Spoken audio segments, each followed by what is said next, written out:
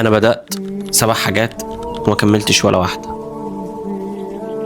عارف الاحساس بتاع انك تشتري نوت بوك جديدة في اول السنة وشكلها شيك جدا، وتكتب في اول صفحة البداية الجديدة بخط عريض قد كده؟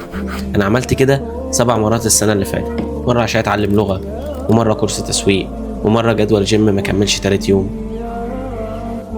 اكتشفت ان المشكلة مش في البداية. كلنا شاطرين قوي في البداية، وعندنا دايما الحماس اللي بيخلينا نحس اننا ملكنا العالم، لكن اول ما الصعوبة تبدأ والروتين يدخل بنسحب نفسنا بالراحة وبندور على بداية جديدة تدينا نفس الحقنة بتاعت الحماس.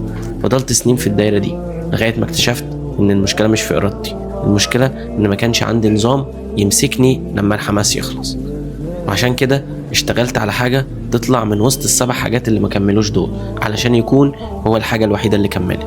انا موثق الرحلة دي هنا لو حابب تكسر دايرة البدايات اللي ما بتخلص.